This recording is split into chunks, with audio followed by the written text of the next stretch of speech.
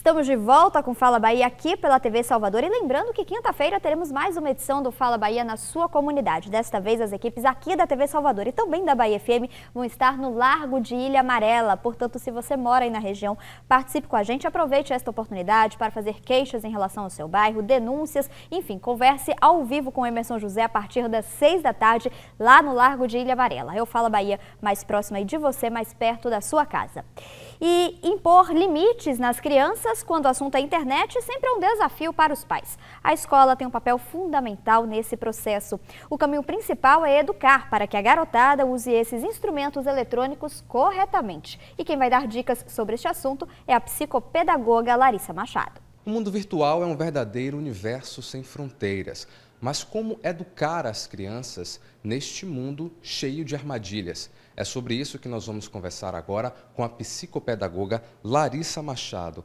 Larissa, seja bem-vinda ao Fala Bahia. Como tem sido para as escolas lidar com esta ambiguidade? As crianças que estão tendo cada vez mais acesso à internet com o conteúdo que é passado pelas próprias escolas. Na verdade, é uma realidade isso hoje. O mundo virtual está presente no universo das crianças, ainda mais da nossa faixa etária, da nossa clientela, no nível socioeconômico. Eles têm acesso realmente, já chegam na escola com domínio dessas mídias, da internet, né, os iPods, iPhone, iPad. Então, assim, é um recurso que eles têm acesso desde casa. Então, nosso trabalho aqui, na verdade, é refletir sobre a função desses instrumentos na sala de aula. Na verdade, a gente tem recurso realmente de usar a internet como fonte de pesquisa, porque é o que eles dispõem hoje, mas muito mais cuidado em ajudá-los a tratar a informação que eles têm acesso nessas redes. Então, na verdade, assim, o trabalho todo a informática entra como um recurso de fonte mesmo, como uma ferramenta para se criar projetos e se pesquisar como uma fonte de pesquisa, mas em sala de aula todo o trabalho é tratar essa informação. É muito mais do que dar acesso à informação, mas saber tratar essa informação, que é fundamental. Então, que fontes são fontes fidedignas? Onde buscar esses sites? Que sites são sites científicos? Que sites são sites de opinião particular, os blogs? Então, toda essa discussão é feita em sala de aula justamente para ajudar a criança a começar a atribuir significado a essas fontes e saber o que é realmente uma fonte verdadeira para uma pesquisa de escola, o que é fonte de informação, e aí discutir também, questionar, poder criticar aquela informação, eles se posicionarem diante dessa pesquisa que eles estão fazendo. Isso é fundamental, ajudá-los a ter um posicionamento crítico diante dessas fontes que eles estão tendo acesso. No caso, existe uma perda por causa das crianças não procurarem tão mais os livros e, com isso, os conteúdos serem cada vez mais escassos? Eu não sei se é uma perda, né? Na verdade, sim, os livros estão também já inclusos nessas fontes, nessas redes. Na verdade, assim, a gente se amplia muito esse universo de informação. A gente tinha, na nossa época, quando a gente era criança, adolescente, uma enciclopédia, uma fonte de informação, onde as crianças dispõem de milhares de fontes. Então, isso é rico, mas é importante saber realmente elencar essas informações, discutir as informações de que fonte que traz essa informação, que está por trás disso, que interesse desse veículo. Então, isso é muito mais rico. Eu não sei se existe perda, acho que existe muito ganho se a gente souber trazer para a sala de aula esse nível de discussão e de aprofundamento. No caso, as crianças estão cada vez mais inseridas nas redes sociais. De que forma isso pode ser prejudicial na educação delas? O que a gente tem que pensar, na verdade, os pais e a escola, é refletir sobre qual é a função dessas redes na vida das crianças. O que vai trazer de ganho, que aprendizagens, que experiências, ponderar isso mesmo. E se realmente se discutir que é uma coisa possível e que é pertinente, acompanhar, fundamentalmente fiscalização, estar realmente entrando, vendo que tipo de diálogo essa criança está sendo exposta, com quem conversa, isso é importante sempre, presença dos pais, nada substitui.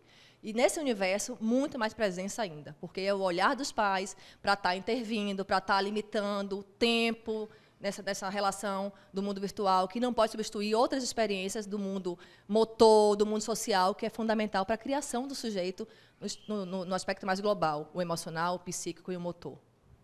Esse contato da criança com pessoas mais velhas, já que essas redes sociais elas são destinadas a um público maior, isso acelera o processo de aprendizagem e de percepção dos menores no mundo?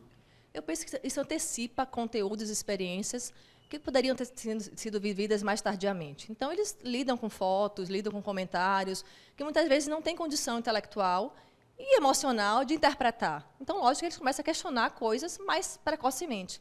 E isso se antecipa experiências que poderiam estar sendo vividas mais tardiamente. Então, esse é um ponto que a gente tem que refletir mesmo. Está a serviço de quê essas redes no universo dessas crianças?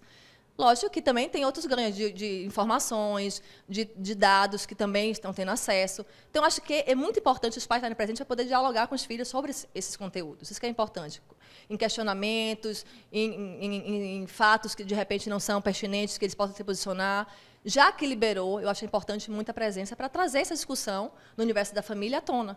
E dar posicionamento para os filhos do que os pais acham que é positivo, do que os pais acham que é negativo, deles se posicionarem diante desse filho como uma referência, que não pode ser a rede ser a referência. Os pais têm que ser a referência do que é certo e do que é errado, dos valores que eles comungam, do que eles vão passar para os filhos. Isso é importante, só se faz com presença.